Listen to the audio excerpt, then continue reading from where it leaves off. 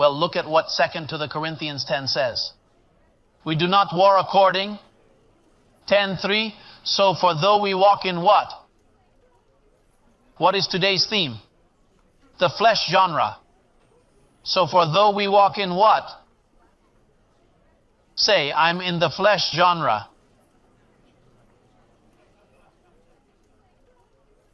However, the detail is here, the next part. We do not war, we do not function.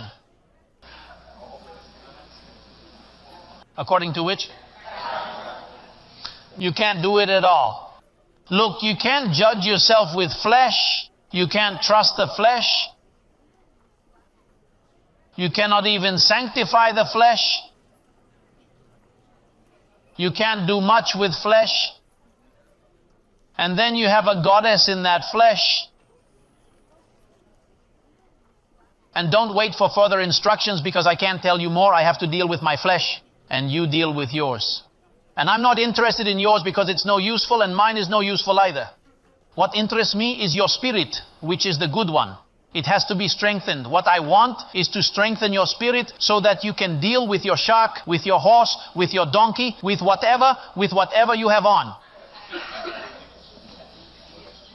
It says, for though we walk in the flesh, what does it say? Now, why can't you function in the flesh?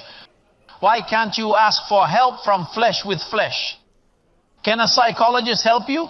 Briefly, in a few ways, they entertain you and that's it. You see the psychologist for 2 or 3 years, and when you complete the treatment and say you don't want to come back, he will tell you to keep looking for help. You can't stop going to therapy. It gives you a lot of stress and tremendous depressions. You've already suffered, so you'll remain marginalized your whole life. And those 2 marriages and that 3rd marriage, they won't just go away.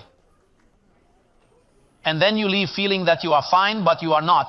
And you are a woman, a man that wherever you go, you are a conflictive person. If you decide to get married again, all the quarrels and frustrations from your previous marriage will begin anew and drive your new spouse insane. In this new marriage, you won't immediately see the problems, but you'll gradually uncover them over time. Oh, Father, I was wrong again. Look who I married. This one is even worse. It's not about making changes, but instead about effectively handling various situations. Isn't it apparent that this appears to be a conference on marriage?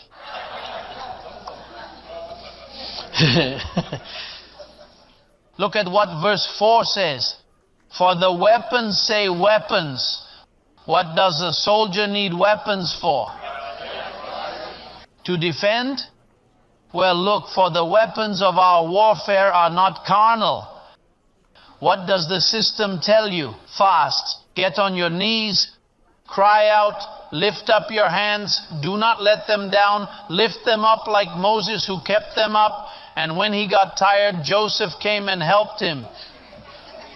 Because when he lowered his hand, the people lost, and when he raised his hand, the people won.